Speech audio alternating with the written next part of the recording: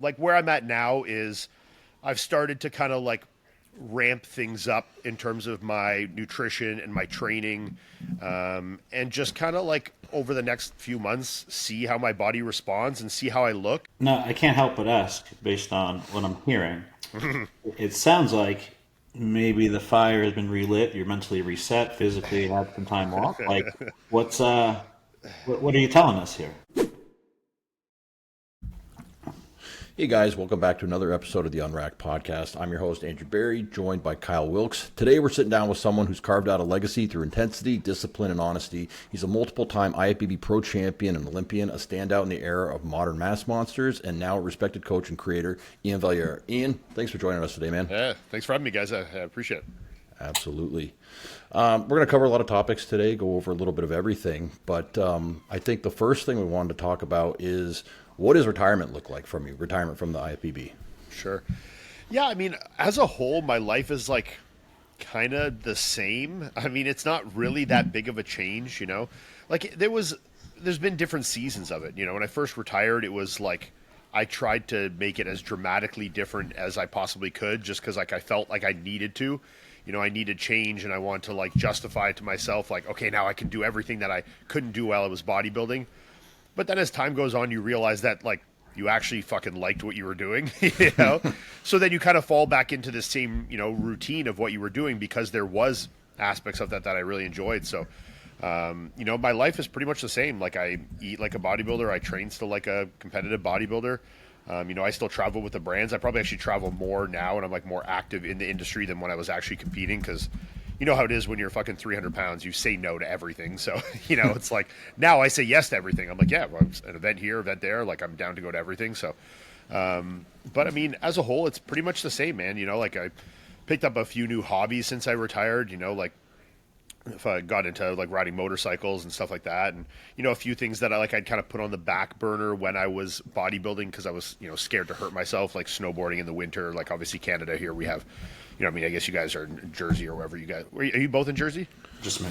Just No, so I'm in Florida, but Okay, so yeah. but I used to live in Vermont for most of my life. Okay, so you know, like you know what the winter's like. So we got a lot of good like skiing and snowboarding and stuff. So, so yeah. But other than that, man, like other than a few new like hobbies and like opening up like the time for certain things like that, you know, and where bodybuilding doesn't fall as my number one priority all the time now. Where before that was always like it took precedence over everything else.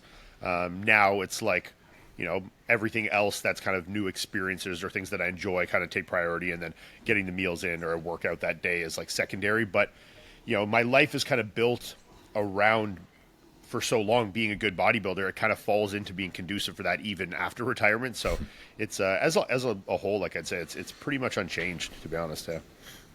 Right on. There's something I wrote down. What did you do? What did you try to do differently? Like in terms of like, you're like, okay, I'm done bodybuilding. I'm going to not get up and do cardio every day. I'm going like, what did the day look like for you? Honestly, the biggest thing I tried to separate myself from at first was the eating, you know, like where you feel like shackled to the kitchen, you know, like Yeah. everywhere you go, everything you do, it's revolving around like making sure you get your meals in that day. Like everything is around like getting that food in.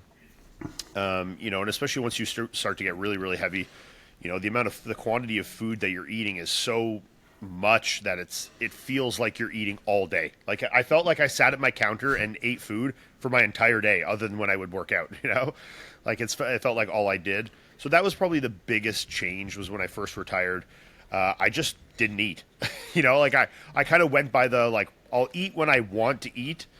And if I just don't feel like eating, I won't eat. Even if I was hungry, but I'm like, I don't feel like eating. Like, it's just, I don't feel like going to the kitchen, preparing a meal. Like, I just don't feel like fucking wasting my time doing that. I just didn't do it. So, that was probably the biggest thing. And, you know, like, obviously, you know how competing is. Like, you develop some pretty fucking weird relationships with food and shit. So, you know, I think that was the biggest thing at first, was just, like, giving myself a break from feeling like I had to eat all the time. You know, like, getting in my 6 meals a day. Like, that was probably the biggest initial change. Which probably lasted for like 10 months, 9 months, 10 months, where I was kind of eating like anywhere between 1 and 4 meals a day, probably on average of 2, you know. I still ate really well, but like I wasn't just going out and eating McDonald's and shit all the time. kind of one of my focus was after I retired. I'm like, okay, I want to get my body weight down, be like as healthy as possible, and like look good and like lean and smaller and like athletic. That was like initial. Like obviously I didn't stay with that for too long, but that was kind of where my mindset was at. But yeah, so the biggest thing was really just the distancing myself from the food, right? Yeah. Gotcha. Now, Ian, in terms of retiring, I think a lot of people sometimes struggle with knowing when to walk away, right? Sometimes it's because of poor placing, sometimes it's an injury, sometimes, life happens and then you just lose passion. For you, what was, I guess looking back, what was the driving factor? Because I'm sure it wasn't an overnight decision or thought process, but like what was ultimately looking back like, hey, this is kind of why I walked away at the time?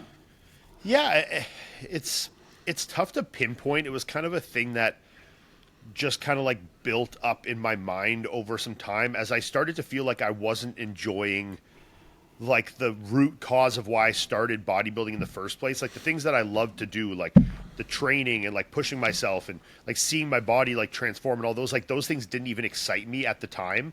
I think at the time I'd kind of put so much pressure on myself around like competitive placings that I'd kind of lost sight of like the actual stuff I enjoyed about it. And I was just so focused on like, especially like the last Olympia I did, for example, I'd come 7th the 2 years before, and then I came 11th that last year in 2022. And like, even though it's still 11th in the fucking world, like I didn't do bad, but to me it was like a devastating like thing. And then from there on, I kind of got in my head that like, I'm slipping as a bodybuilder because my placing, and I was putting so much reflection into the placing that had just happened. And instead of just being like, yo, it was one bad showing, you didn't perform at your best, these things happen. Like you hadn't had a bad showing in a while. You were due for one fucking once in a while, And I did realistically, like that showing at the Olympia just wasn't a good one. But I started to convince myself that it was more than that.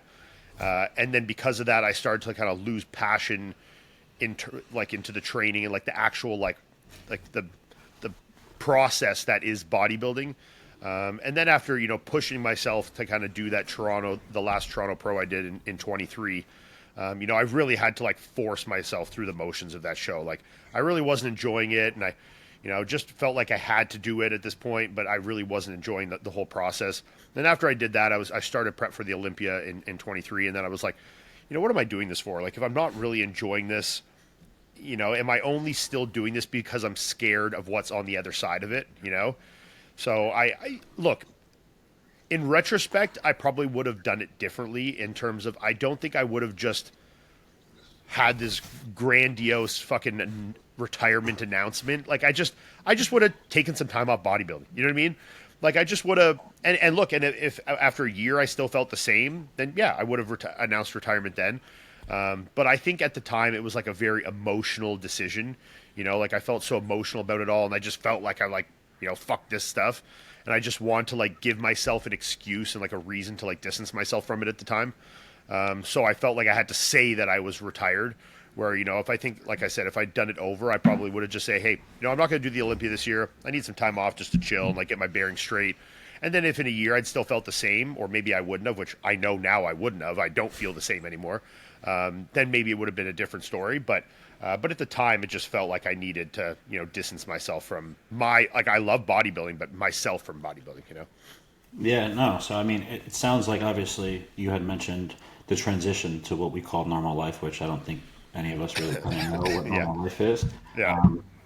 That didn't go so well in terms of from a physique standpoint. It sounded like you tried to downsize, but every time I saw you, and I think others can attest, you didn't look too small, man. Yeah. I mean, there was an initial period, like I said, when I was, eating a lot less. But at that point, I was so fresh into retirement. I still had so much muscle. I just got really lean, Like I just was like, there was a point 6 months after I retired when I was eating like 1-2 meals a day. I was like 245 with full strided glutes, Like I looked like I could have stepped on stage. I was a little smaller because the food hadn't been there and the training wasn't the same. But like I looked almost like Olympia show ready. But then over, time, as time went on, like I, stopped using as like the drugs and shit like that, then obviously it changes a little bit, like the weight kind of stayed the same, but the composition slowly starts to change a bit. But no, I mean, like, I was pretty big and trained pretty hard for a long time. And then when you keep training, it doesn't really go anywhere, I think, as fast as people think it will sometimes, especially if you're, still giving it good stimulus and still eating decent, relatively significant, sufficient calories. So I was able to hold for the most time I've been retired, like 250 to 255, in reasonable composition by just like, not doing a whole lot to do that. And that was off all anabolics too. I've been off everything for like over 2 years. So I can only imagine. Now I'm not in your shoes, nor were as successful or will ever be from a bodybuilding standpoint. But holding that did that surprise you a little bit? It did, because when you're a bodybuilder, you think like you miss one meal, you'll lose all your muscle. Like you're like, if I miss one meal, it's all gone. Or I don't work out for a week. You go on vacation for a week and don't train. You just relax. You think all your muscle's gone, and then you don't do it the same for a year, and you're like, I kind of look the fucking same. Like, and even with that, it was honestly, I think, more the drugs that surprised me. Like, especially as a bodybuilder using stuff for so long, you have this like almost like a mental dependency on it, thinking that you need it to look this way. And obviously you do to an extent. Like, you can't be an Olympia level bodybuilder without anabolics. It's impossible. But at that point, like, I figured that it would be a lot more dramatic, and that even to be 230 was going to be like a struggle for me to be. But like, I just like to like justify it to myself of like, hey, I worked hard for 15 years to get this. I'm going to get to hold on to it for like kind of as a freebie for a little while by working minimally for it, so, but yeah. Let me ask you real quick, when you first like started eating like 1-2 meals a day, did you have any like the guilt? Because like when I stopped eating 6 meals a day and pulled to 5, that was like, oh, I'm cheating. Like, I'm cheating on myself or something. Was there any like guilt? Like, well, I should be doing this still. No, because I think at that point I was like so mentally exhausted with like the process of bodybuilding that I was like yearning for that, like I wanted to so bad just to like not worry about fucking eating and not worry about like just work out how I wanted to do whatever. Like, if I want to go into the fucking gym and just do like push-ups, I'm going to fucking do it. Like, if I feel like going to the gym and running, like I'm just going to do whatever the fuck I feel like. So, I think I'd kind of mentally like I said, it'd been kind of a 18-month process up to, building in my mind mentally before I retired. So I think by the time that came, that like semblance of guilt was kind of gone. But it did come back. Like now, how I am now, like if I missed a meal now, like I wouldn't feel guilty about it, but I feel guilty about it. You know what I mean? Like, like I know I'm not getting on stage, so I know it doesn't like matter a ton.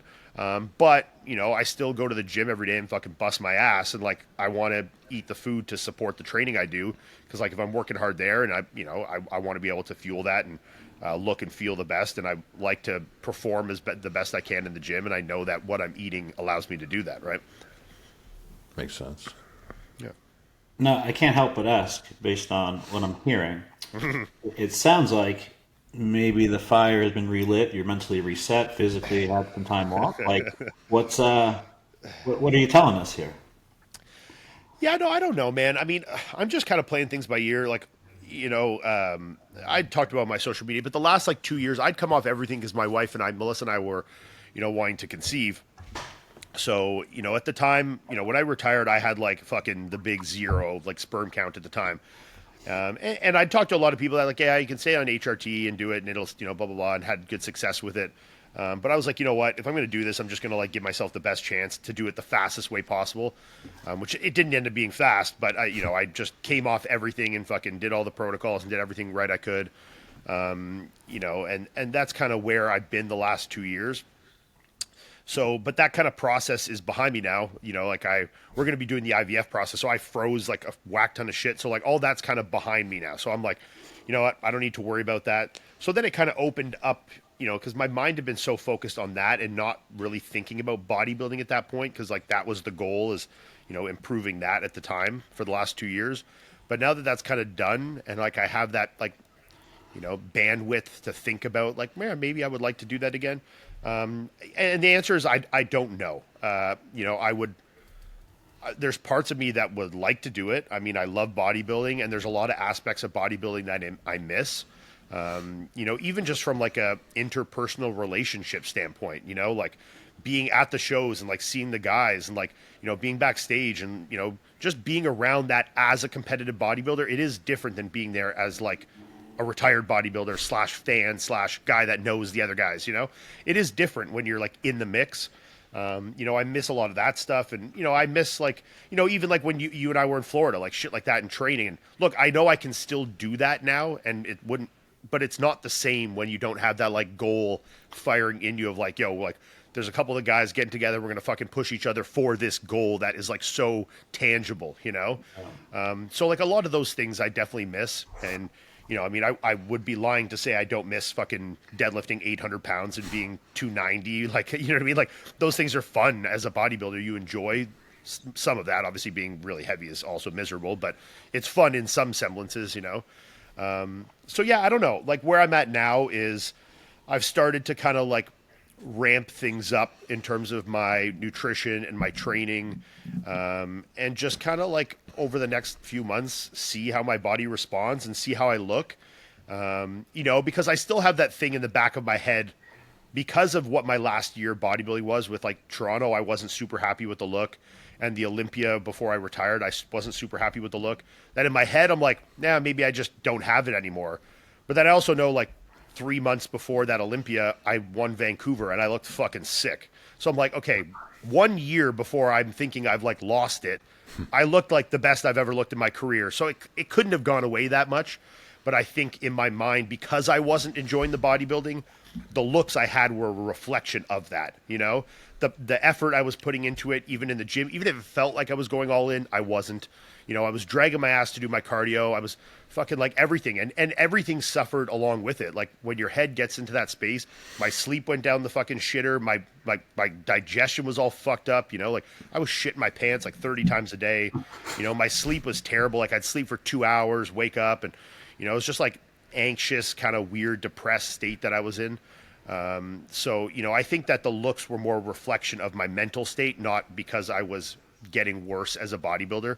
Obviously I'm getting older. There will be things that aren't as good as maybe they have been, but do I still think that if I wanted to be, I could still be a pretty decent bodybuilder? Yes.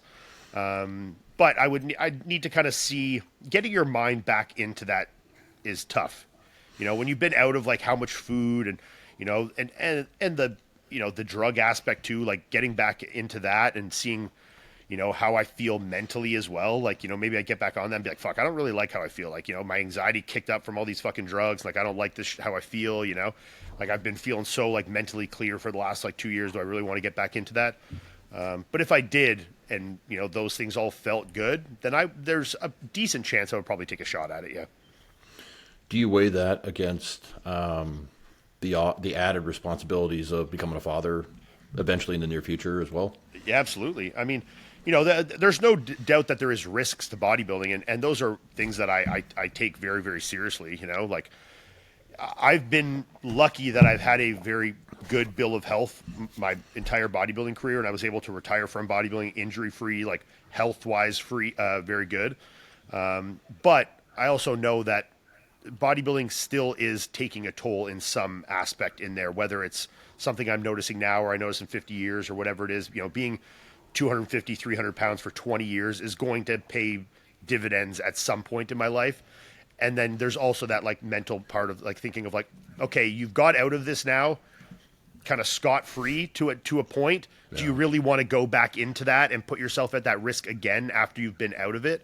And that's definitely a big part of like this equation, especially when you bring, having kids into the equation and like being, having more people that you're, feel responsible and dutiful towards. And then obviously what the time and the energy that takes from you and being a father and like, what it takes away from that process. But then I also think like, okay, Melissa we don't have a kid yet, So even if she was to get pregnant, like in the next 6 months, that gives me like a year and a half till she has a kid, and then it's like, okay, well I definitely could have time to get another show or two in and kind of see. And even then, the first couple of years of a kid, they're like, it's not like they're active. There is responsibility there, but it's not like you're missing certain things in the same way as they start to get a bit older. So yeah, I mean, it's definitely part of the equation. But it's all things you got to weigh out in your mind, right? For sure, for sure. Let's change topics a little bit because you've always been known as an incredibly hard trainer, right? Yeah. And I was watching one of your latest leg training videos from just the other day, and you were hack squatting like 10, 11 plates for reps. You were doing some heavy leg pressing. Are you about as strong as you were in your competitive years, or were you even stronger then in your competing days? Yeah, certain lifts, like when you get off, like since I've been off the anabolics, certain lifts have definitely suffered more than others. Like top end pressing strength, when you like stop cranking and your body weight goes down a bit, that's like first thing to go. So like, overhead pressing, chest pressing, stuff like that. Am I what I once was? Fuck no. You know what I mean? Like I had times when Kyle's trained with me, like, where I could load up any machine, like full plates. I was inclining 5 plates on a barbell or, for reps of like 7, 8, 10. I mean, Smith machine, 4 plates overhead like it was fucking 1 plate, There was times where things like that were a lot different, but certain things like legs, probably I maybe lost like 10%, versus like on pressing, I probably lost like 30%. Yeah. So certain things are different, like arms, back, legs probably have changed the least, like shoulder pressing, chest pressing, stuff like that has probably taken more of a dramatic loss to it. So yeah, it's a bit different kind of muscle to muscle, I think, but as a whole, I'm pretty content with how things have held together, all things considered, Yeah. During your competitive career, especially coming up, what was your training like? Were you a HIIT trainer? Were you a volume trainer? Were you something in between, or did you kind of just do whatever the coach you were working with at the time prescribed for you? No, I honestly did pretty much all my own training for most of my career until like a couple of years with Matt. I had him like kind of loosely, giving me prescription, and then with Patrick, same kind of thing. But my early days of competing, like, from like 2008, 9, when I started competing up until probably 2017, 18, I was like a bro split, probably a bit higher volume, like 4 sets of everything kind of guy. Like a lot of us were coming up, like 4 sets of 8, 7 to 15 on like kind of every exercise. And it was probably, pretty on the heavier volume side.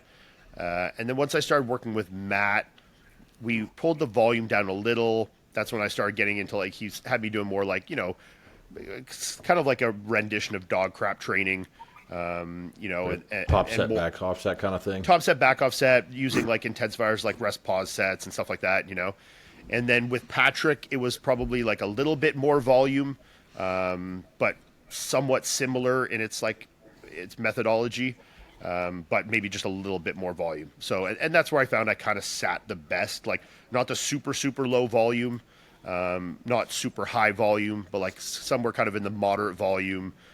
So I still had the ability to work with like really heavy weights, but I was still getting in like a pretty decent, adequate amount of volume. Yeah. So you're definitely like a veteran, but you're also like young enough to kind of have your ear to like the younger crowd and see what they're doing. What do you feel about the whole like reps and reserve stuff, or the save err on the side of recovery training? Like what's your advice to some of the younger guys out there today? It's tough, man, because like it's tough to separate, because I think a lot of people do it for different reasons, and it's tough to kind of always differentiate who's who.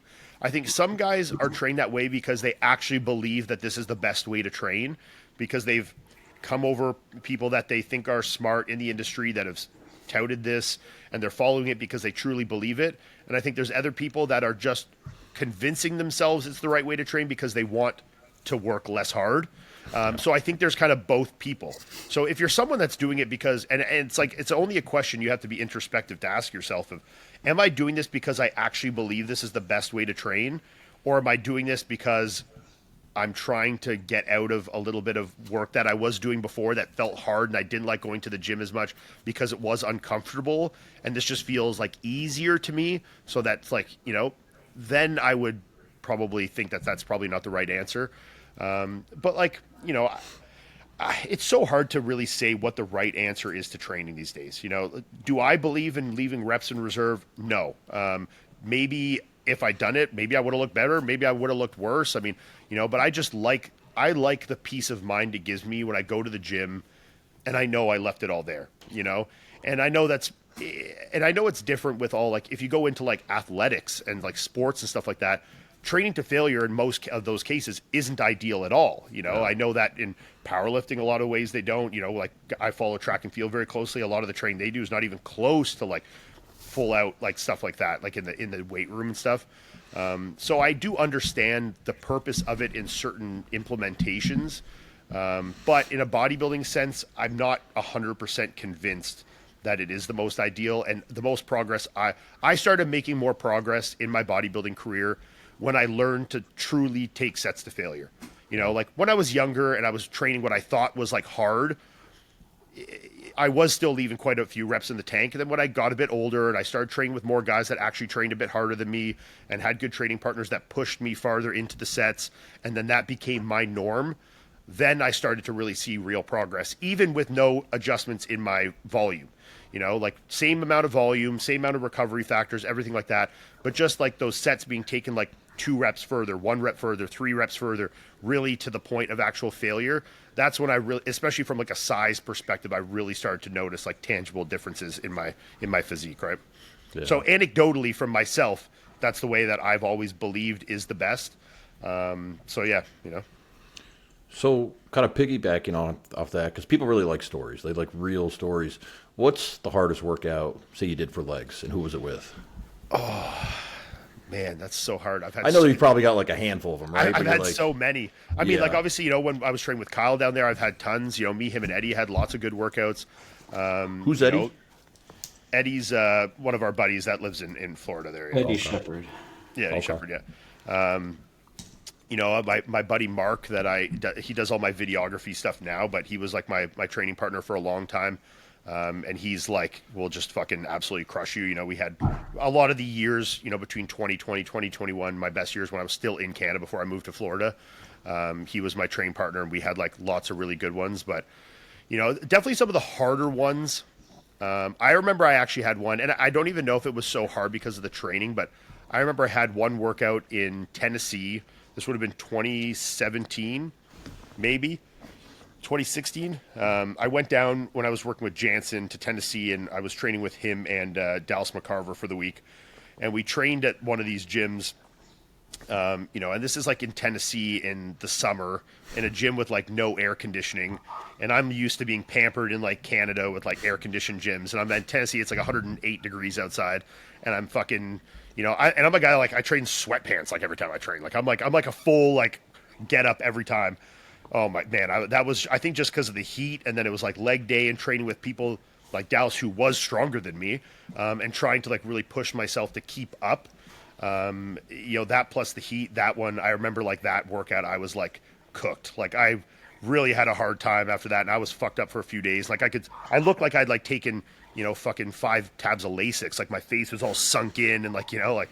After that one, I remember that being a really tough one, But the heat sometimes, especially like in Florida, you get a tough workout when it's fucking hot as shit out there. You can really just kill yourself, Yeah, it was like one of those workouts where you look like it aged you a couple of years. Yeah, exactly. Like 10 years older just from that one workout, Yeah. So you probably had a lot of good training partners over the years. Who'd you say? Give me a couple of them that are like your favorite, or like you go to if like let's say you're dragging ass right now and you're like, I am going to get on stage again. Who would you call to be like, hey, I need you to come down here for a couple of weeks? Yeah, I mean, it's hard to say because like I think I've had so many, and I also think that I'm a good judge of character of picking training partners that I think are good in the first place. So I've never really had any bad ones, Yeah. Like I think all the ones I've had, and I think even then, I think you kind of can create the dynamic between you guys, even if it's there not initially, Like I think it's kind of the responsibility of both partners to like level each other up. So like say I get with a training partner, they're not necessarily the best training partner at first, but then I'm pushing them as hard as they possibly can be pushed, then they kind of see that, and then they reciprocate that, and then they become a better training partner, and then over time that like levels up altogether. But like I've had like me, like I said before, me, Kyle, and Eddie had fucking a ton of really good workouts. I was making awesome progress in Florida there. My buddy Mark, the guy I train with now, Jay, is like one of my good buddies that we train every day, and he's great. I mean, I trained with De La Rosa for a while, and it's this other buddy, Joseph, when I lived in South Florida, that really good. I had a lot of really good workouts when I trained with Brett and shit as well in Florida. Like these are all, really good bodybuilders and people that all train really hard. And I've had, 10 out of 10 workouts with all of them, so. Awesome. One more question to wrap up training, Ian. So I guess maybe two questions here. Going and moving forward as you're kind of getting the fire lit to see what happens and feeling fresh, what do you feel like from a training split wise? Obviously more frequency is becoming pretty popular, like sure. breaking down from the traditional bro split. How does that apply moving forward? And then I guess to piggyback off that, what split itself do you feel was always more beneficial? Were you more of a push-pull legs guy? Obviously our workouts were a combination, I guess, but yeah. Moving forward, what do you think you're going to do and why? Yeah, I mean, the split that I found, look, I do believe that a split is like a tool that's utilized at the time to improve what's needed to be improved. So I think they can be ever changing. A lot of the time in my career, improving my chest or like my back or like things like that were specific things. So, I would have increased frequency on certain body parts and not on others. I always had really good shoulders. I'm not going to train shoulders twice in a week and allocate those resources to something that I don't need, that energy. The split that I probably made the best progress on that I followed for a long time, I was doing like a chest tries, back buys. Then I would have like a chest, how would I do it? And then I'd have hamstrings and back. And then I would have chest and shoulders and chest, and then like a quad day. So it was like a 2 on, 1 off, 3 on, 1 off. So I had back twice a week with hamstrings on one time, and then with its own with biceps on another time. And then I would have chest twice a week, once with shoulders and once with chest. So those were like my priorities. And I split my legs into 2 sessions that I found the best. And I really split the legs into 2 sessions because I loved deadlifting, and I really just wanted it to have like its own kind of primary day for like a hip hinge. So doing it like on a leg day or on a back day, like where they were like the full focus of the workout, I found was just like too detracting from the rest of the workout. You're trying to hack squat and leg press and then fucking do 6 plate RDLs. It was just like I would be cooked. And on like a full back day, like I wanted my priorities to be like my actual back movements, like rows and pull downs. And let's be serious, like your RDLs and your deadlifts aren't doing that much for your back other than maybe your erectors. So but I just enjoyed deadlifting and doing those things. So those were more just an exercise that I put in there because I got excited to do it. And I thought it was like just good for morale, like that I'd get excited to go to the gym and do that and lift heavy weights. And it was good for content. It's like you put up a video of you repping out 7 plate deadlifts. People fucking love that shit, So, but that was probably the split I did for the longest and kind of what we were doing for a long time in Florida, similar to that. That's probably what I had the most success with. And I think if I was just what I'm doing now is kind of like that, kind of like a push-pull legs variation, but I only do legs once a week. And then where the other leg day would be, I do an arm day. So it's like push-pull arms off, push-pull legs off, Yeah. So that's kind of what I'm doing now. Like my legs held the most amount of tissue, which you can see like in my training, they probably lost the least. Mm-hmm. So I don't feel any need to be training like crazy amount of legs. Like even when I do my leg workouts, it's like ham curl, hack squat, leg press, quad extension, and then like maybe one other something, like I'm not like it's, maybe even 4 exercises doing 2 sets, maybe 3 of the isolations, but it's not like an insane amount of volume or like crazy amount of exercises or anything like that. So I think that's probably, if I was going to start, I'd keep that how it is. And then I think where the emphasis, where I would need to put the most tissue back on would still be like in my upper body right now to catch back up to my legs. So that's where I'd put it. But like I said, I probably would do that same split that I was doing that worked so well for me that I just listed. So that's, has specificity. That's like what I need. But then also like not wasting time and energy on the things that I don't necessarily need right now, Mm-hmm. Yeah, no. So wanted to shift into a new topic. I think sometimes people associate you strictly with being the great bodybuilder that you are and will be if you get back into it. But you coached for a while and you coached someone kind of popular, right? His name was Chris Bumstead. Sure, now, yeah. I think people forget about that. But in terms of coaching, regardless if you're retired, still competing, obviously you took a step back, and you can share kind of why if you want, but have you ever wanted to get more into coaching? Like, where are you at now? Because I know there's like an app you've created. What is like the goal with that?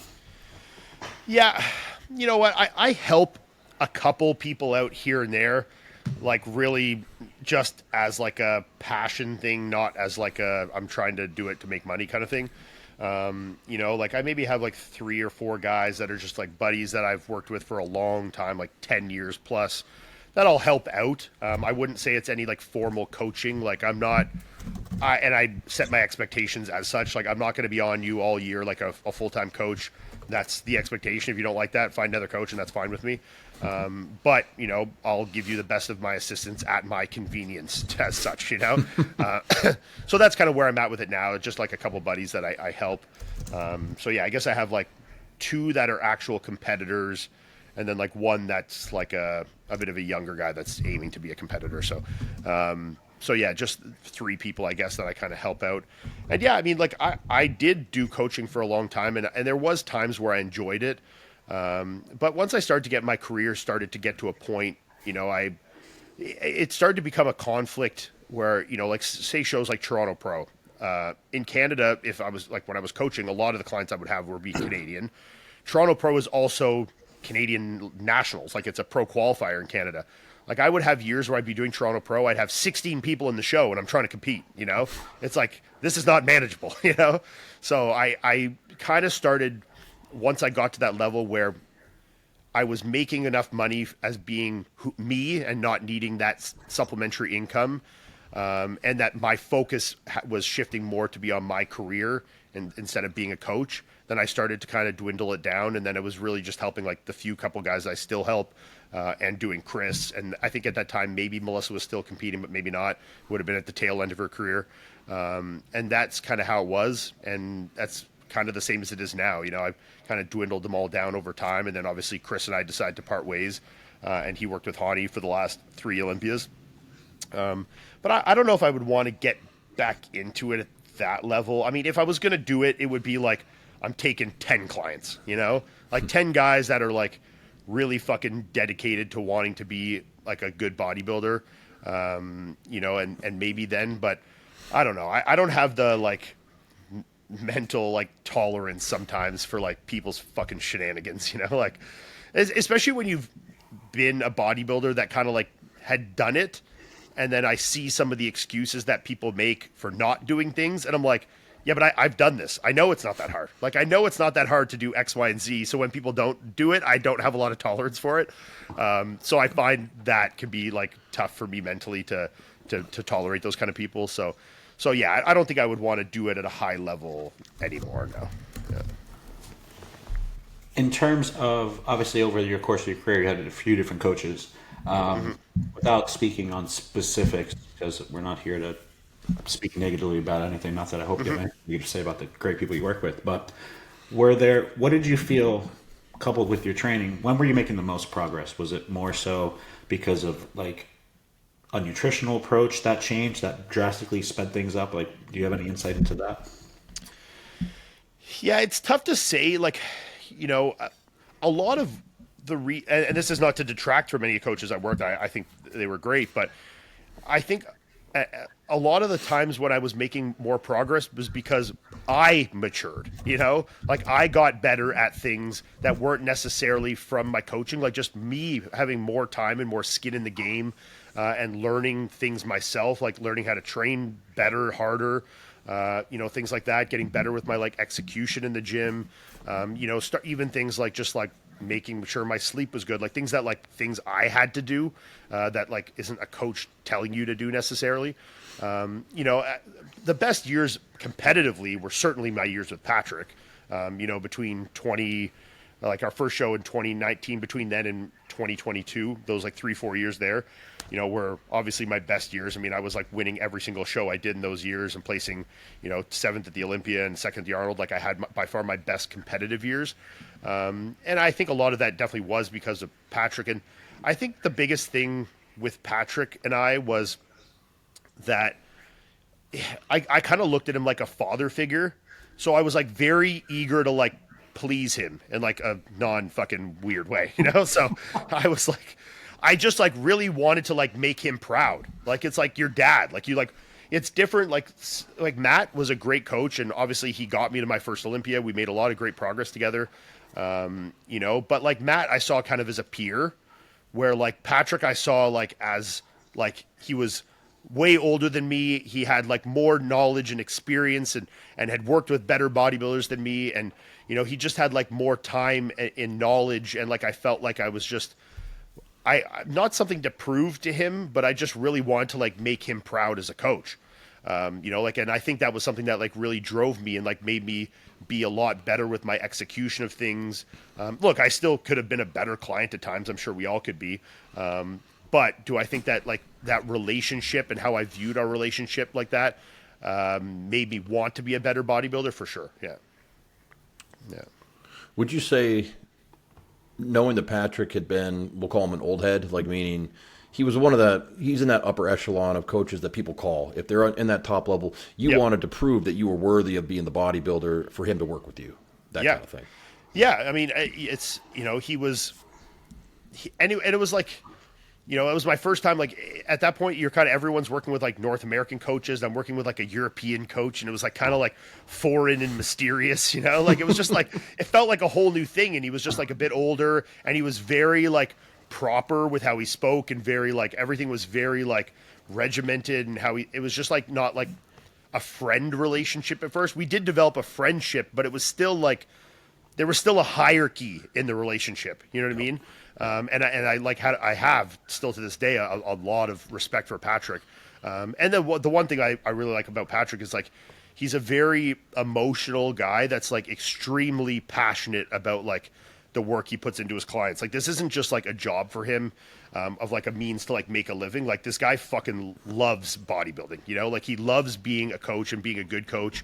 And he like pours himself into it, like from a extremely deep emotional standpoint, which like you can feel that investment, and that's probably a better way to explain it, is like you can feel his passion and his level of investment, and you want to like match that or even supersede that, so like when I know that he's giving it like all his energy and all the time he has, like he's so like on the ball with stuff, and I can feel like when I would do well in shows or not do well in shows, he took that so personally, and like he really wanted to like do the best by me, and then that made me want to do the best by him, so I think that relationship definitely helped me like level up as a bodybuilder, and just as being a decent client. Yeah, makes sense. Yeah. Do you have more on coaching, Kyle? No, the last thing I was going to ask you, obviously, with where coaching is now, how many coaches have you had, first of all? So like when I was an amateur, like I had some local guy that helped me for a show, and then another guy who's a bodybuilder from Canada, Hassan Jama, he's a pro now as well. He helped me for a couple of shows as well. When I was an amateur, like doing junior stuff, like 2010, 11. And then I worked with Greg Doucette. Yeah. Oh, wow. Yeah, Greg Doucette turned me pro, so I worked with Greg Doucette in 2013, 2014. And then I worked with Dennis James for just my rookie season as a pro in 2015. And then I worked with Jansen from 2015 to 2019, and then Patrick. Yeah. So what would be your advice to the younger audience or the people that are in bodybuilding? Because obviously, there's a lot of coaches out there nowadays, and and people, change coaches for various reasons. But would you, looking back, do you think they were a different coach for different seasons and experience, or are you someone now that looks back and it's like, hey, there's so much research out there, you should just stick with one coach, kind of build your legacy with them, etc.?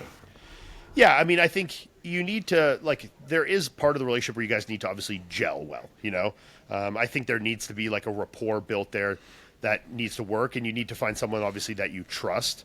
But I do think, and I'm a firm believer of this, and why, like that whole last 10 years of my career, I only worked with two guys. And even then, like the first show I did with Patrick, we shit the fucking bed, like hard, like big time. Like I looked terrible my first show. Like with the first one, second one. The first one I did with him was like a week after I left Jansen. So like I was already in shape. So it's like a bit of a different thing. But the next year I did Tampa Pro against Hunter.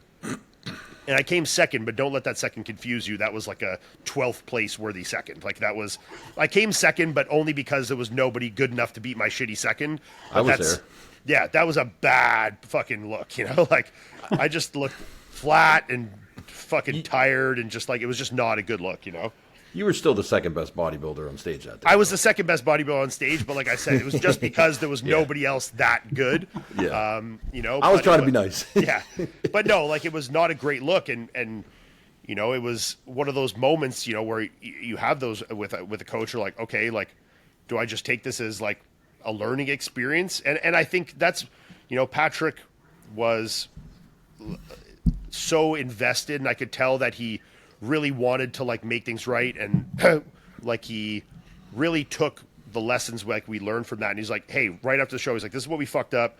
I'm not going to do this again. I know why it happened. I know where the look went wrong, and I know what we're going to improve next time. And I just leaned into trusting him, and then he proved me trusting him right.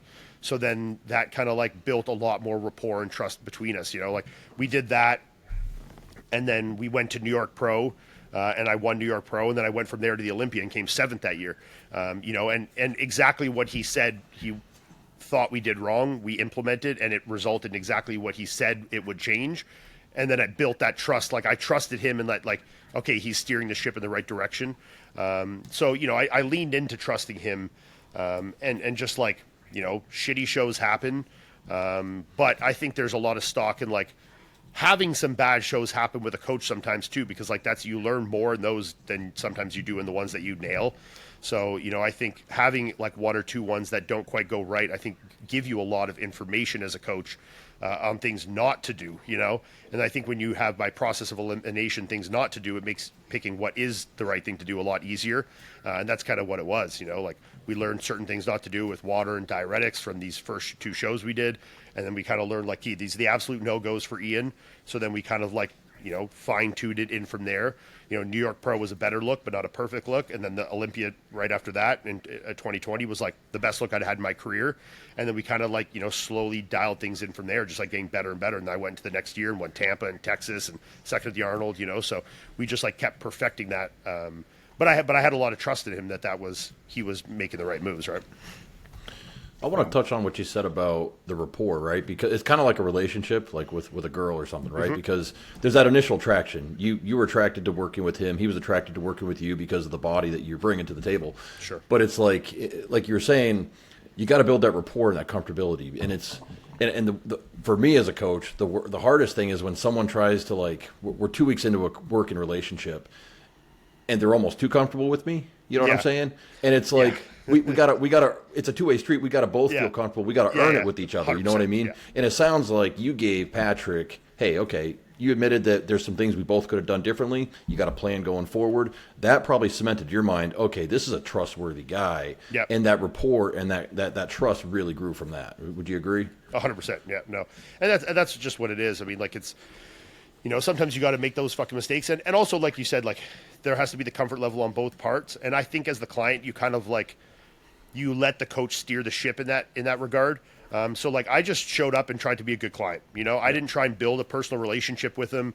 I wasn't like texting him cracking jokes or anything like that. Like I just showed up, followed the plan. And then as we worked together longer and longer, that relationship developed because we had that rapport built and we had that trust built together, so that our relationship did become a bit more personal. But like I said, throughout that, I still always maintained like that like appearance in my mind of like of a hierarchy in that relationship, like that he's the coach and I'm the client, and that's the way it is. Like he calls the shots, and then I'm here because I trust him. When I stop trusting him, then I shouldn't be here. But I trust him 100%. So I thought that I wanted to keep being there and keep building that relationship, So, I mean, I think that's, and it, you've got to really, as a bodybuilder, it's hard sometimes too, because like it's your career. And you feel like you always need to make changes to do what's right by your career. But I also think there is so much stock in like letting a coach learn and make the mistakes, like I said before, and I think sometimes you need to take a couple like ones on the chin to be the best bodybuilder that you can be, right? Yeah. So I'm gathering that you never checked in with Patrick saying, "Hey, bro," like starting an email off, right? Like it's like, and there's that comfortability thing, right? And even then, you're saying there was still that no, there's a hierarchy here. Like I'm checking in with my coach, like someone who like. I don't think Tom Brady was like, "Hey, Belichick," or it was probably, "Hey, coach," "Hey, coach, what are we doing?" And look, I know there's different dynamics, and I know there's people that have great coaching relationships with people that they're like really good friends with.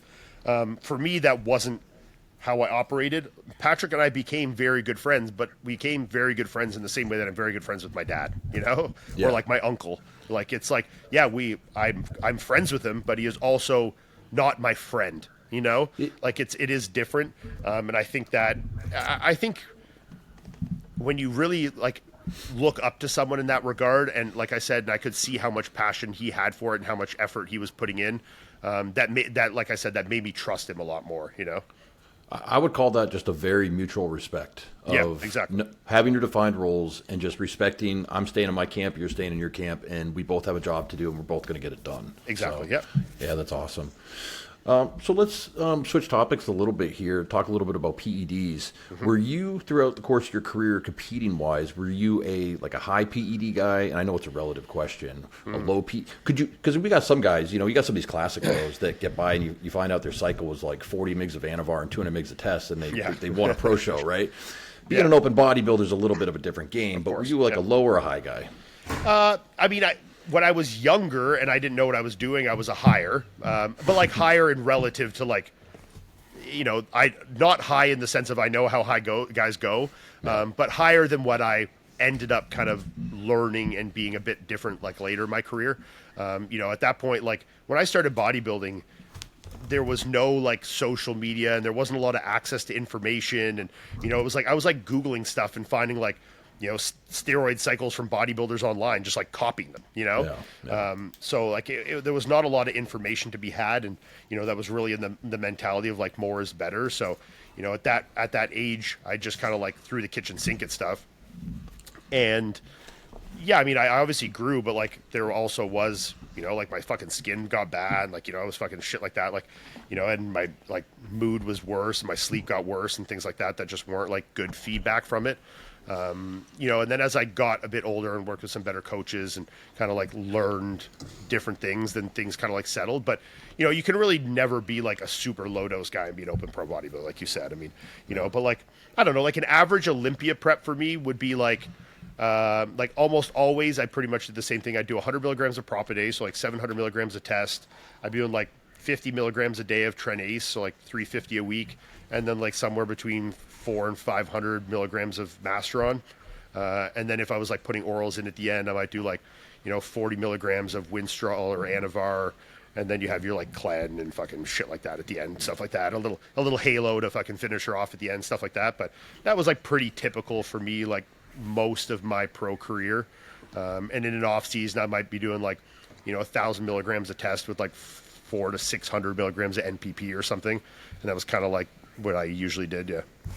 Yeah. So those are very reasonable doses in my opinion, right? Those are honestly, because like, and I think it comes back to what you were saying about you didn't have the education coming up, so you probably just kind of kitchen sinked it a little bit. Yeah, of course, yeah. Were you a forum guy? Were you on the forums early on? I wasn't on the forums. I was just like, maybe I found some stuff on the forums. I don't know, but I was like a guy that was like active on forums. But no, I was literally just like Googling stuff and finding shit on whatever I could find, or talking to like local guys around here of like what I should do. And they're like, oh yeah, or I was just experimenting for myself, but like when I was younger, I would be doing like, a bunch of like test suspension and like, like shit like that. We're all fucking, I'm shooting 100 milligrams of test suspension every day before I would train, taking 100 milligrams of Anadrol and like, shit like this that I was doing. But, when I didn't make as good of progress then as you would think compared to when I was doing a bit less, but in a more like methodical approach, Would you say it's also because the coaches really got you honed in? Okay, you got to get your sleep in. Your nutrition is 100% more important. Your training, your recovery modalities, like all those things. Because you even mentioned that you became a better bodybuilder 100%. Towards the end of your career, really focusing on stuff like that. Yep. And we really try to drive those points home because I get a lot of new guys and they're using higher dosages than I've ever used or that I would even think about recommending, right? And they're always like, why are you holding the secrets back? Like, why are you pulling me back on my drugs? And it's like, and I'm sure Kyle gets it too. And it's like, I think I try to be like, you got a professional coach now. And I can just tell you from experience of working with a lot of good people that hone in on all the other tangible things you can do. We're going to get more with less. Yeah, no, because I think they're trying to like out drug other problems, you know? Yeah. So, and they think like, okay, well, I'm not getting the progress I want, so I need more drugs. When the more drugs isn't going to give you the progress you want. If anything, it's going to actually make it worse because you're going to add in more drugs, and then those secondary factors are probably going to get even worse. You know, like your sleep's probably going to get worse. These other things are going to get worse. And if anything, then you're going to feel this like, you know, safety in the back of your mind to be even more lax with your other factors because you think you have this like cushion of drugs behind you. So yeah, and I think, like you said, a lot of guys would be surprised at how little drugs they can get away with and make good progress if all those other like facets of your bodybuilding are like dialed the fuck in. Like if you're actually getting like 7-8 hours of good sleep, like real proper sleep, you know, if you're eating properly, you know, if you're like hydration, your nutrition, you know, your training, all these things are in check, you probably would make really good progress with a lot less drugs than you're using. And I think that's why guys want to use more, because it's easier barrier for entry than just fixing these things that feel hard to fix to them. They're like, well, I don't want, I fucking like staying up playing fucking PS5 till 4 a.m. and getting up at fucking 7 a.m., you know, like shit like that. Or, you know, or they're like, but I was fucking tired last night, so I skipped the meal, or, you know, whatever. Like, you know, I fell asleep on the couch and I just went to bed. Like, so I missed my meal 6, you know, whatever. Like, those are the things that I think if they realize like fixing those small habits over time will make way more difference than they think, you know? Yeah. What's one cycle or like one drug that you use that you're like, never again? Like you just tried it and you're like, fuck that. Or did everything work for you? Yeah, I mean, I had some like that I didn't like as much as others. You know, like I find with EQ specifically, I get like fucking super wacky anxiety off that.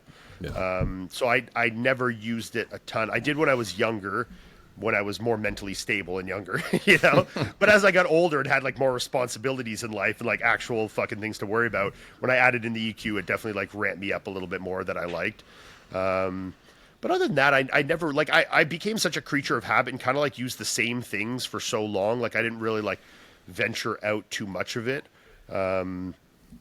So yeah, I don't really have any that's like a, so like, well, I guess certain like Anadrol and D-ball and stuff like that.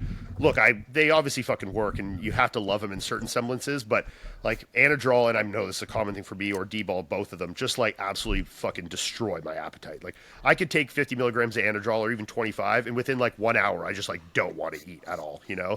Yeah. Like it's like acute immediately for me, and I'm already not like a big eater. Like it's eating feels like a lot of work for me to get that food in. I'm not like a guy that's like a foodie or like a big appetite guy that like goes out to fucking sushi on a cheat meal and eats like 100 rolls of sushi, you know, like I'm not that guy at all. So when anything would do like any kind of hindrance to my appetite, those to me were like out the fucking window immediately, you know? Mm-hmm. Yeah. Now, you mentioned we were talking about anabolics and favorite cycles. What about growth hormone? Like from a dosage perspective, like I like GH. I mean, I think when people think, people that haven't used it always think it's like the secret to the universe, you know? It's you haven't used it, you think like, well, just if I had GH, like that would be your answer until you take it. I'd be a pro. Yeah, and then you take it and you're like, I look the fucking same, you know? Like I'm a little fuller, my skin feels a little nicer. What the fuck, you know? Like it's not like this profound, like, oh my God. But I mean, it's definitely like a tool in the tool belt of a bodybuilder that definitely has a good impact. You know, I was probably always kind of in that 6-7 unit range. I had a couple cycles. I had one off season where I pushed it to 10 for a little bit. And that's kind of where I sat. Like 6 was pretty much like always what I stayed at, like for the most part. Mm-hmm. Like do like 2 units 3 times a day. And then I did have a couple like, you know, times here and there where I was like, well, I just want to try a little more, you know, see what it did. And I didn't notice that much of a big difference between like the, you know, 6 and 10 that I thought I would, but like my bank account did at the time. So I was like, never mind, you know? So I kind of stayed at that point, like kind of in the 6 to 8 range, I'd say would be like the normal. Yeah. Now, what about, what type of growth hormone? For the most part, depends where I was living. You know, when I was in Canada, like in here, I was using the Lily Humatrope, like But here in Canada, we have the 36 IU ones, not the yellow 72s. So like the pharmacy ones here are 36, so I would use those ones.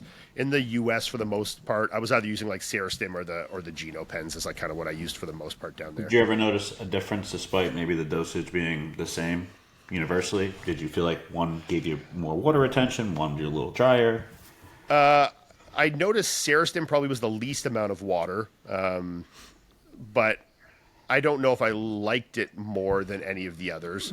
You know, the humotropes that I get in Canada, like the farm ones here, I thought were usually the best overall. Like you'd hold a little water, but like in a good way, like it was like some good fullness added, not where like it cranked my blood pressure up or like my fucking blood glucose would get all fucked up or anything like that.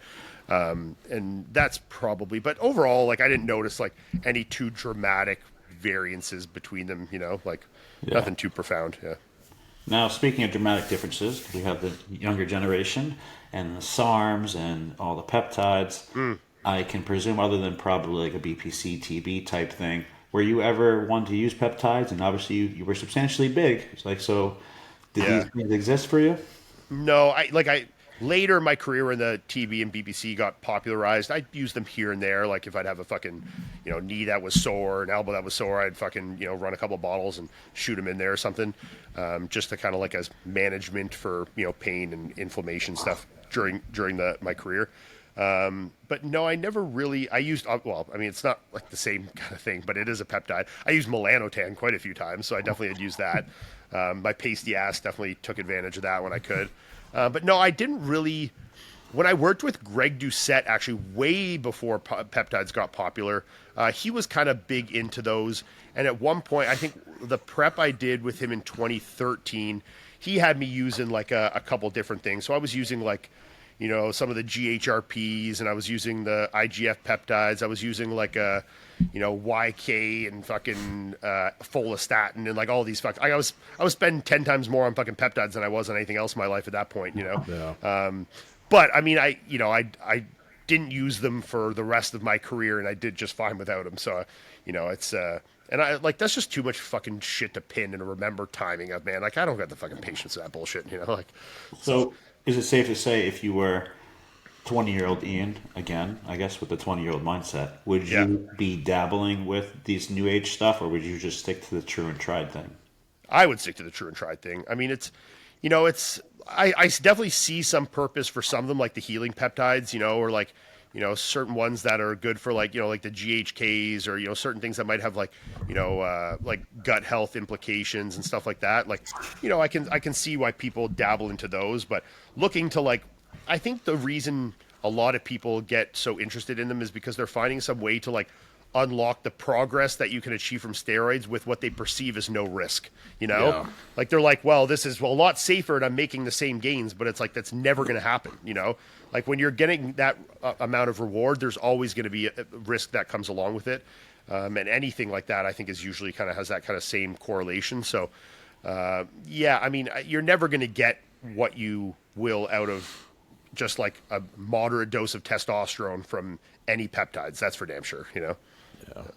I feel like because you mentioned the CJCs and like those early GH secretagogues, I feel like that was like the remedy if you couldn't afford long-term real GH. Right? That's what it was. At that point, like I was 23, 22 years old. So like GH just wasn't in my budget at the time. Yep. And I don't even know if I had access to it at the time, to be honest. You know, like I was just like starting off my journey. So, so yeah, I was just doing, you know, whatever peptides kind of Greg told me to do. And yeah, I mean, I can't really say like, it's so hard to like, you know, when you're doing like that plus anabolics, it's like so hard to pinpoint like what's doing what at that point. You know what I mean? Like you'd really need to isolate factors like one at a time to know like what is doing what. But yeah, I mean, I didn't use anything like that the rest of my career now. Yeah. All right. So flipping topics, looking back at, we had a recent big show, the Mr. Olympia.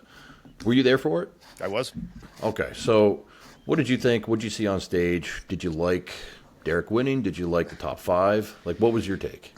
Yeah, I mean, I know this is an unpopular take because the whole of the internet thinks Derek should have won, but I thought Derek, sitting there, I was in the gold VIPs, I had fucking best seats in the house. I did a wrap-up on my Instagram that's still up there where you can go see between prejudge and finals after Friday night. I went on there and I thought that Derek won pretty clearly. You know, that was me sitting there in person. That's what I thought. Do I look back at the pictures and videos after and see what people are seeing when they're looking at it not in real life? 100%. You know, if I'm looking at the pictures, would I have Derek winning? Probably not, no. But when I was there in person, I thought it was pretty clear. I think that the top placings, in my opinion, they got right. I hate saying this because I love Samson. It was a bad Samson. I really could have made a case for Samson being lower than fourth, you know? You know, he was very underwhelming in size, and even what he gave up trying to achieve a higher level of conditioning didn't even render higher conditioning. It was like he was just smaller but no leaner. You know, and I think the size variance was like extremely dramatic compared to previous years. You know, like you can look at front shots where his legs are like 2/3 the size of Derek's, and like Derek's been known for having fucking small legs, and he's dwarfing the biggest guy's legs, you know, which is like, it says something, you know. So yeah, I mean, I thought Martin was spectacular. You know, I think that Derek was good. I mean, I think the reason I thought Derek was winning is that I think Hottie was definitely harder from the front. Derek was harder from the back. I think the side shots were pretty close, but then Derek's overall size was like pretty dramatically bigger than Hottie, especially in person. He like took up a lot more space. He was a lot thicker.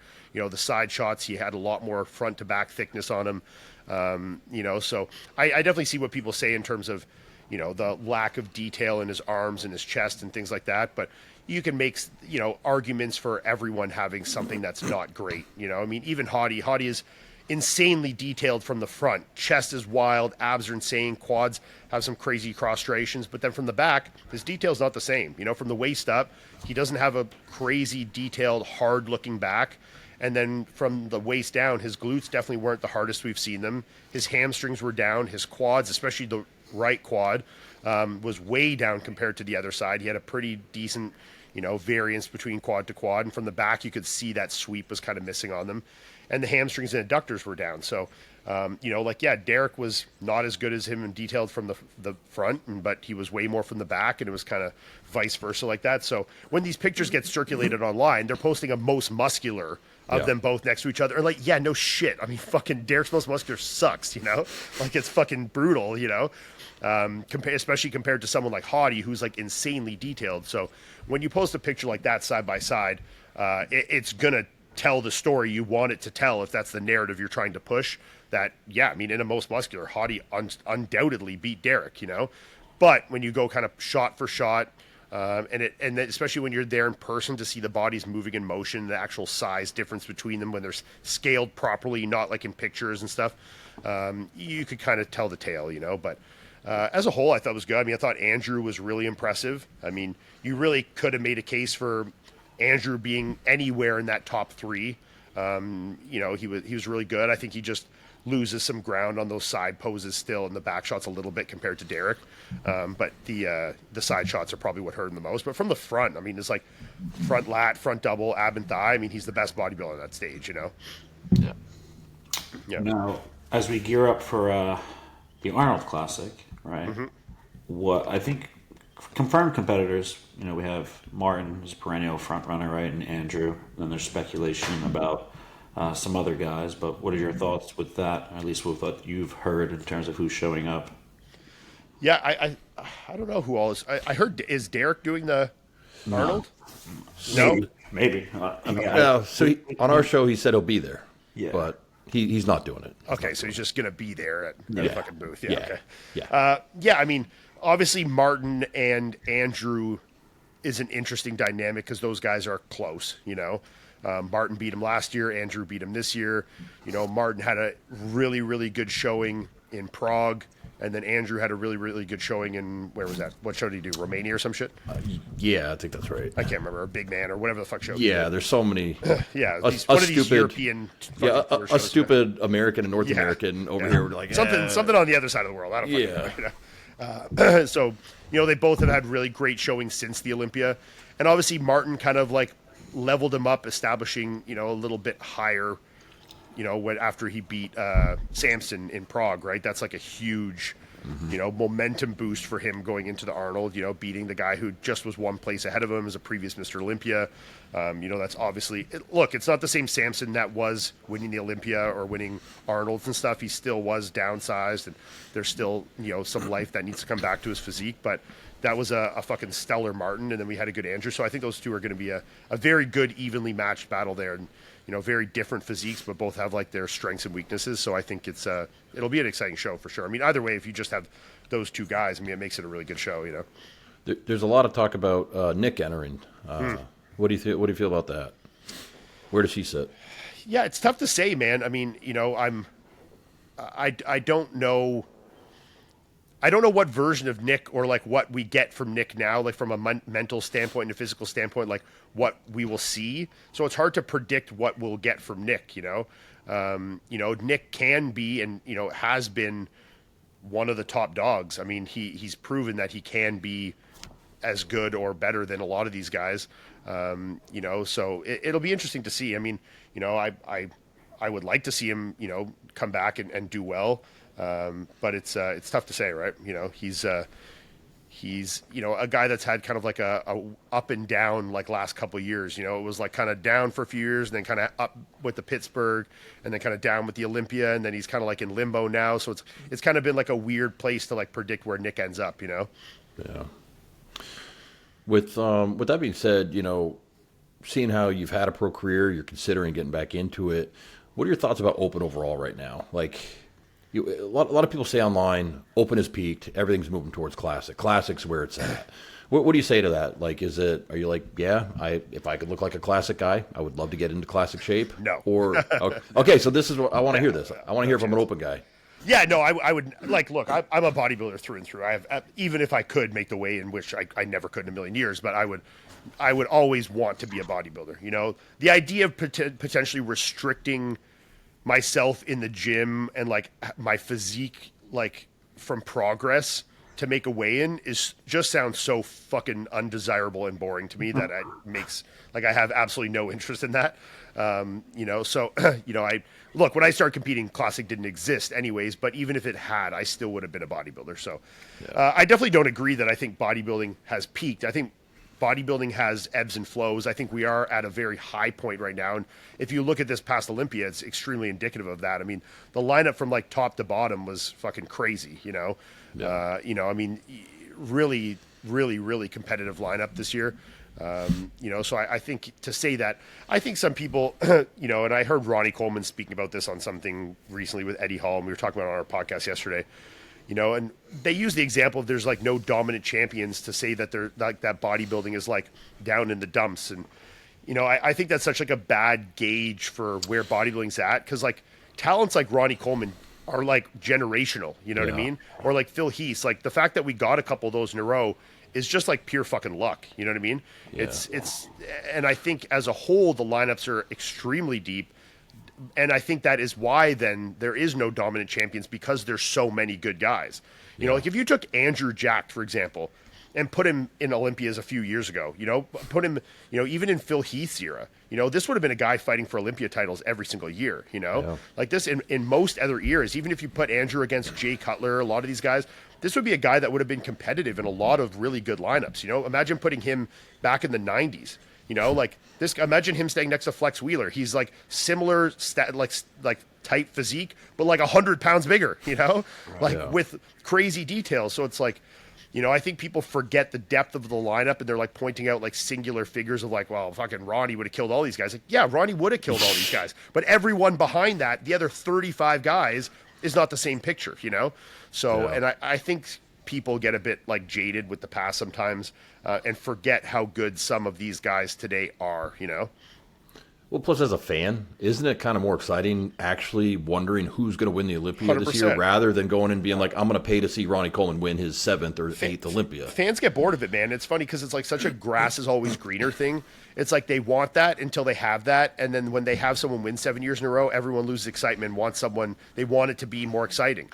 So it's like they always want what they don't have, It's just like, but that's how these things always are with kind of anything that's like a spectator sport like that, So I'm not surprised, but yeah, no, I think it makes it a lot more exciting when you have, like in the last couple of years, we've had like guys flip-flopping. I mean, it was, Hottie, then Derek, then Samson, then Derek. Then it's like, it's kind of jumping back and forth. And, you still have 4 or 5 guys that at any time, you have Martin, who's 5th, beat the previous Olympia champion. It's like, there's a lot of exciting storylines that keeps it very exciting. And I think for a sport like bodybuilding, that's very good and very healthy for it to like keep that competitive nature and keep like the predictability low in it, So yeah, I think it's the fact that it is no standout champions is the actual opposite in my mind. That's indicative of how competitive bodybuilding is as a whole, not the opposite, I agree. Looking back, I always like to ask guys, who was your favorite bodybuilder, or even top 3? Like when you were coming up, who was the guy that you rushed to the Flex magazine to look at, or you looked on the forums to see how he did? Who was a bodybuilder that stood out for you? It's funny because like usually people like go to physiques that they can kind of relate to, but I was like the biggest Phil Heath fan growing up, Yeah. I'd see those pictures of Phil Heath like hitting most musculars. I'm like, this is the craziest thing I've ever seen, So like, yeah, I thought he was like the fucking sickest physique. I mean, he is one of the sickest physiques ever for sure, which is funny because like now later in life, we've like had our like interpersonal issue relationships, which as a 17-year-old kid watching him growing up, I definitely would have predicted that, but he's taken offense to a few things I've said probably on the podcast in the past. And I think that sometimes, but it's all good now, but it's just funny how like things come full circle like that. But yeah, that was probably like him. Jay, obviously, I mean, it's hard not to be a fan of Jay. He's just like the most like likable bodybuilder ever. So those are probably the guys that I like the most. And then, when I was starting into bodybuilding, and I think we're probably all the same in this, when you go on YouTube and you start watching bodybuilding, all you're getting fed is like Battle for the Olympia videos from the 90s. You're watching like, yeah, you're just watching all those Battle for the Olympia videos, whether it's like the Lee Priest or the Sean Ray, or the Flex Wheeler, Kevin Levrone, like all those like Battle for the Olympia series that they filmed back then, like the late 90s. That's like all we watched, That's like what the content was that was out there, those old DVDs that have been put on YouTube, So that was like 90% of what I think our entire generation of bodybuilders kind of grew up watching, I'm old enough that I actually bought those VHS and DVDs. Yeah. Like, because YouTube wasn't around. Like, I'm 42. Okay, and so, like, I was actually the guy that had to buy those and put them in the VHS or the CD, what do you call it? Yeah. Blu-ray to watch them. So I'd pay the $39.99 to watch them. Get the DVD. But, so, beyond bodybuilding, what's going on with you? Like, what do you do business-wise? What do you do for an income? Like, what does life look like for you outside of training every day? Yeah, I mean, like I said, my life is almost the same, like as when I was competing. Like I still work with all the same brands, and kind of work as an athlete in a lot of the same capacities. I have an app like that Kyle mentioned earlier that is doing pretty well. So, what is your app, by the way? It's called the Fitnetic app. So it's in my Instagram. You can see it in there. Yeah, but it's like like a training and nutrition app that I built that we're going to be having like a Black Friday sale on it too. So anyone that's interested, but I won't plug stuff too hard on here, but no, please. So I mean, that's kind of like what I'm doing, I mean, living the life still as a bodybuilder, still trying to stay heavily involved with the brands and stuff like that. And kind of keep my toe in the industry. Like I love being in this world, so I'm trying to stay in it in the highest capacity, that I can. I do some judging here and there, judge a couple shows a year, mostly just by like special request. Like I'm not like seeking out judging shows at this point. But if shows want to like have me come out and judge and kind of use it as a promotional tool at the same time, I'll kind of hop on board and go out there and judge a couple of shows. So, just things like that to kind of like stay involved and be part of the industry that's like obviously given a lot to me, right? So. And you do a lot with your YouTube now. Like I was watching a video the other day, and you do a lot with your wife, cooking videos and stuff. What direction do you see that going? Yeah, I mean, I just enjoy like, filming my training content and hoping that some people take something informational, something educational from it. Like I'm not saying I have the answers to the universe, but I just give my experiences and like the things that I've found have worked for me. And if someone finds something valuable in that, then that's great. And like and anything else on social media, like I just like to like do things that are like fun and like my life. Like, I post up fucking pictures of me smoking cigarettes in my house and shit. And like, so I got to ask you about that because someone was like at the gym and they're like, do you think he really smokes cigarettes? And I was like, oh, well, we're going to have him on soon. Let me ask him. So are you a smoker? I can't answer the question because it ruins the mystique of the joke, because if I say that I smoke, then it's like some people are disappointed. And if I say that I don't, then the joke's not as funny. Yeah, so like it's like no, but in reality, no, I don't smoke cigarettes. Like, look, I'm the kind of guy that like, if I was out with a few buddies and we were having some drinks, will I fucking smoke a cigarette? Hell yeah. But like, am I smoking in my daily life? Obviously not, you know? Like, so, but like, I'm not like someone that's like, oh, I'd never touch a cigarette. Like, I thought it'd be funny if you go back and like superimpose a cigarette in some of your older photos from, and then like stuff reemerges from like 10 years ago or 8 years ago, like right after, you know, the, your last show win or like the Tampa Pro win or something like that. You're sitting there with a cig, just kind of sitting with your wife. I got a funny story about this too. So we actually, recently, we're building a new house that we're like moving in January, and we sold the house that I'm in right now. And the people that bought the house, they're like an older couple. They're like in their late 70s, you know. They must have Googled me. And I guess they Googled me right at one of the times when I had posted one of these cigarette photos. Yeah. So when they Googled me and it comes up on Google and it's showing my Instagram as one of the Google links, and the most recent post on Instagram is me in the house they just bought, like in a bathrobe, like with Melissa serving me food, and I'm like smoking cigarettes in my living room, you know? These people were fucking mortified, dude. They called their real estate agent and they were like freaking out. They're like, did you smell cigarette smoke when you were in the house? Like, he seemed like such a nice young man when we met him and blah, blah, blah. We're looking at his content and there's such crazy things going on here. The real estate agent's like, yo, he's just a fucking like, this is just social media influencing stuff. Don't worry about it. It's all jokes. They're fake cigarettes. Like, she's fucking talking them off a ledge, you know? So it was fucking funny. But I'm like, hey, you already bought the house at this point. Not much you can do. Yeah. You know, so. Meanwhile, what they don't know is that there's enough friggin' PEDs that have flown through the house to be a pharmacy over the years. It's like, yo, this is the least of your worries of the 7 cigarettes I've smoked in this house in the last year, you know? It's like, don't worry about it.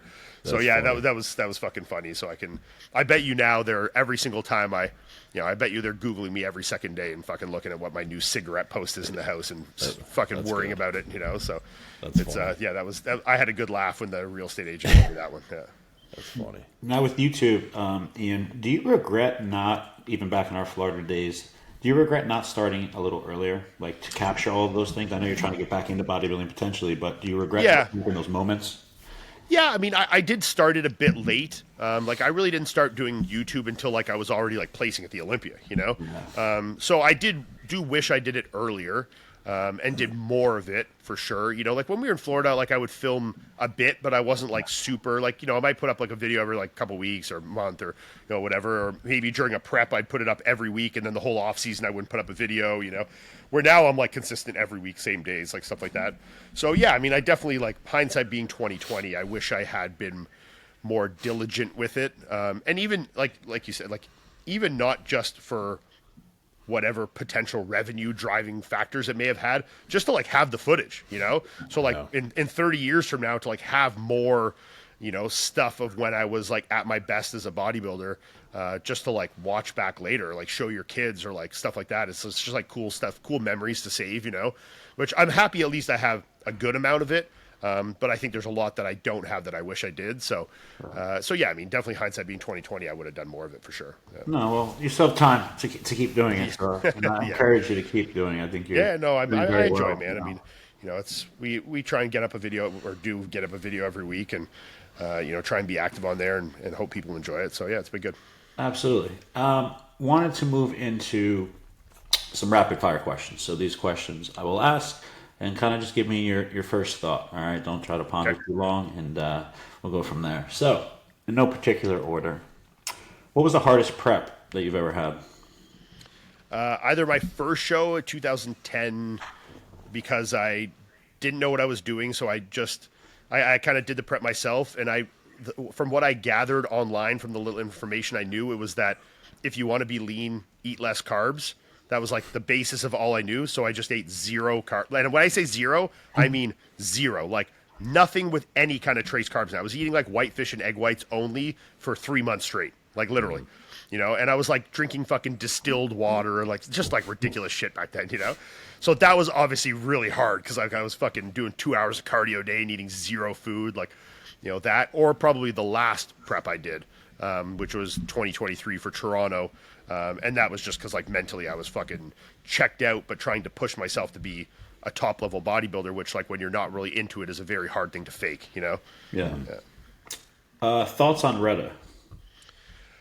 I don't know enough about it to really have a solid opinion of it. I mean, I know there's definitely a place for these like kind of GLP-1 things, and I know that they can have some positive benefits for sure, on like controlling blood glucose and like, delaying gastric emptying and stuff like that, and helping with appetite control, and that there is some positive, benefits for like lipids and blood sugars and stuff like that. So I think if they're implemented correctly, that they can definitely be a positive thing.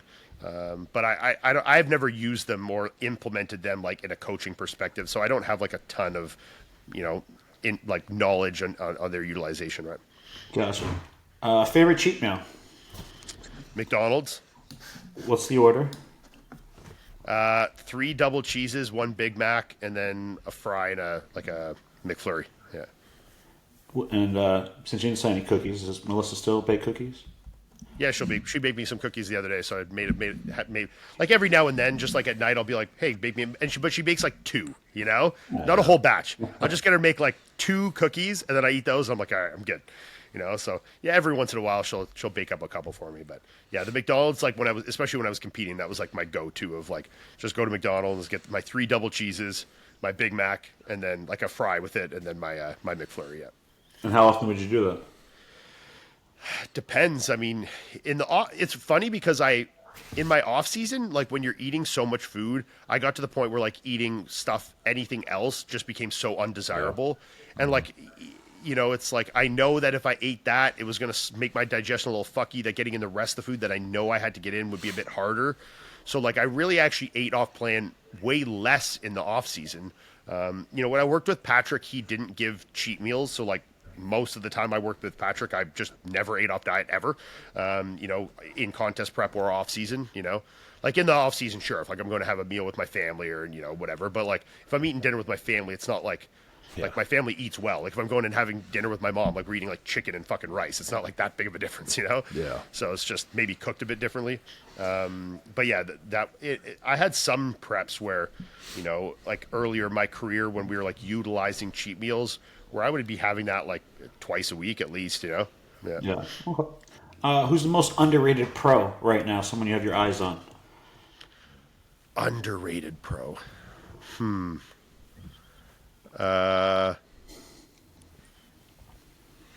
Probably Jordan Hutchinson or Joe Palacios. Probably one of those 2 guys. I think are both underrated. Good picks. Yeah, I think Jordan is a lot better than he gets recognition for. I think he was like 12th or 13th at like one of the hardest Olympia lineups as a debut. Is fucking insane. He won 2 shows this year, and I think a lot of other guys, if they'd accomplished what he did, would get a lot more like known for that.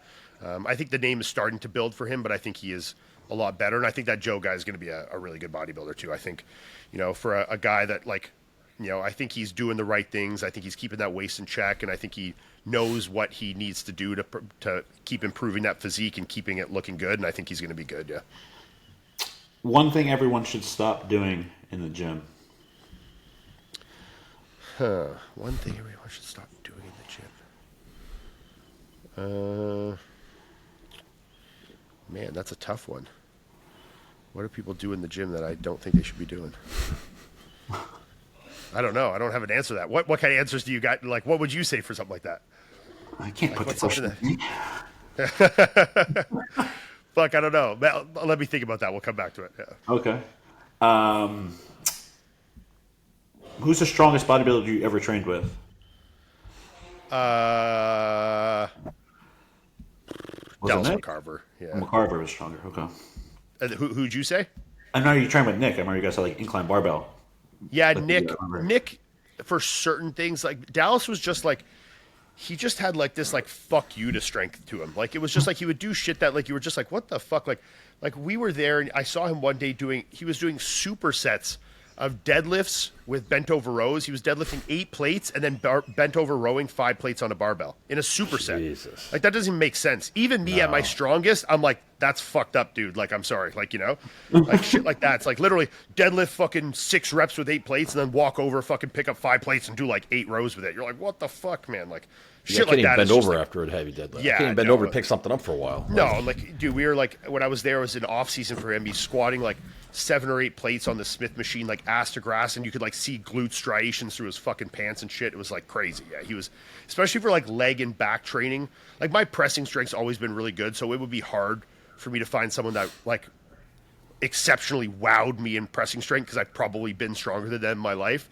But like when I see guys like Dallas do shit that like even at my strongest, and I think I was one of the strongest pros, at the time I was competing, probably still would be. I like even the shit that he was doing, I was like, that's fucked up, dude. Like I have no idea how you do that. Yeah. So over the years, I feel like you probably worked on bringing your back up the most. Would that be right? Yeah, I was my back early in my career, and then I feel like I gave my back so much attention that my chest for some reason started to get bad. So then I started putting more attention to getting my chest, and it was kind of like this like back and forth between the two. Like between a couple years, I started to get my back where I'm like, okay, things are starting to look pretty good here, and the feedback I was getting from the judges was less and less about your back double or back lat need to come up, and it was more of like, oh, we want to see more fullness in the chest. So then it kind of like went back and forth. So yeah, early in my career was definitely my back. And then it became my chest, and then it became my back, and then my chest, and it was kind of like back and forth. But yeah. So knowing that, what would be the one exercise you attribute, and maybe it's not just one, but name one because it's rapid fire. What would be the one exercise that you think contributed bringing up your back the most? And I ask because I feel like backs are the hardest things that people have to bring up, meaning you can't see it when you train it. So it's like a very hard exercise. What is the one exercise that you could think of that attributed to most of your success in bringing it up? It's so tough to attribute to one exercise. Like, I think a lot of it for most guys, and for me particularly, it was like the execution of every exercise. And I even see it, like, I won't name names, but like I still see a lot of guys that are top level pros with bad backs that they want to improve, and when I'm watching them train, I could just see them like pulling with 99% arms, like it's just how they're executing. I can tell what they're utilizing to move the weight through the motion is not their backs in the sense that they want it to be. And I think that was the biggest thing for me was, like trying to be like mindful of like the intention of the exercise and like where I was pulling from and to. And I think that was the biggest thing was like nailing my execution, where it was kind of a process of like, and same with my chest, of like letting go of my ego for a bit and like lightening the weight to really get the form and the feeling down, and then starting to build that back up and building back up as slow as I needed to maintain that as the weights got heavier, cause like sometimes I jump up a bit in weight and then it's like, oh fuck, I feel like I'm just like getting a bit sloppy, even if it didn't look sloppy, but felt sloppy. Yep. So that I felt like I wasn't getting it in the same way, that I wasn't on the muscle the same way that I was before. And then I have to like take a step back and then work at that weight for a bit more until I would get there and kind of build up. So, but I got a lot out of like doing like chest supported T-bar rows. I felt like did a lot for me. I built a lot of like good muscle, I think, doing chest supported T-bar rows. I used to do those like laying on my chest on a bench, like on an incline bench, and doing like a high dumbbell row, kind of like that, like 2 dumbbells laying on my chest a lot. I felt like did a lot for me. But yeah, I don't have like anything that was like a super specific exercise. I did a lot of pullovers that I thought definitely helped, like with my lats, especially on my front shots, like really give some more like volume to them. But yeah, that's probably the biggest things. Yeah. Last one. Who would you say were the biggest mentors in your bodybuilding career? I mean, Matt and Patrick, undoubtedly, for sure. I mean, that's who I spent, almost my entirety of my career, working under and around. So probably those two. I mean, yeah. I mean, Matt and Patrick for sure. I mean, I'm trying to think of anybody else, but yeah. I mean, and then other than that, it's just like a culmination of like a million other people that you spend time with, and like have conversations with and train with and stuff like that. So, like you kind of pick up a lot of like little things from a bunch of different people over the years. Like you have conversations when you're training with guys or on social media with guys, and you learn little things here and there. And that's kind of like what that whole process is just like always kind of like, I just always keep myself open to like the idea of like learning new things, even at this point in my life. Like, I don't think I've like got it figured out, even though I've been doing this like 20 years, I still think there's a lot I don't know. And I don't think I'll ever know all of it. I don't think anybody ever will. And I just like being open to learning and trying new things, Absolutely. So to wrap this up, first I want to thank you for coming on today and giving us your time. It's been excellent. Yep. Great to learn all about you. Are there any companies that you still work with that you want to plug? No, I mean, I'll only plug my app because that's personal to me. It's not a company. So anything like that. But I mean, yeah, you can find that in my bio, and we're going to be doing like a sale for that. If you sign up for the 1 year, we'll be doing a sale on that between the 21st and the 1st. So whatever day it is, the 2 days from now, we'll be doing like a deal on that for you guys. And, like we got a bunch of cool shit on there. I mean, it's got like a full progressive training module built in there. It's got all full nutrition in there as well. That's like all customized to you and like what the stuff you put in. We've got all like the fun stuff. Like, you can scan take a picture of your meal and it'll tell you your fucking macros and stuff on it, and a barcode scanner.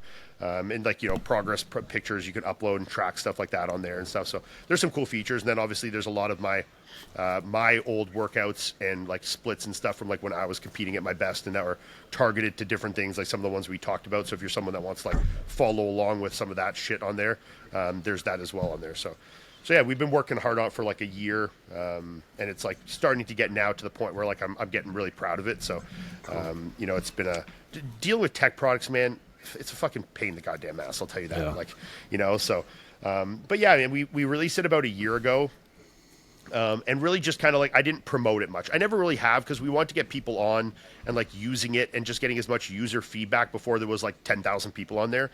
Yeah. So it's like get a good core base of people, got them on, got as much feedback as we can. And then over the last year, we've just like really been trying to improve it until we're at a point now where like, all right, this is a good app that actually is offering a lot of value to people. So now I'm at a point where I'm like, you know what, I'm actually happy with it. So I want to start like promoting it a bit more. So yeah, that's in my Instagram bio there. You'll see it in there. So if you're someone that is looking for a good app to use, go check it out. And again, the app is called Fitnetic. You'll see it in my bio there. Yeah. Fitnetic. Cool. On Awesome. Instagram, yeah. And it's available on the iPhone and Android and all that. Android, iPhone, all that. Yep. Awesome. Cool. Again, Iain, thanks a lot for joining us today. Guys, please hit a like, subscribe, leave a comment. Leave a comment for Iain. Maybe we'll get him back on again and ask him some more questions if you guys had something we didn't ask. Till next time, we're Unwracked. Thanks.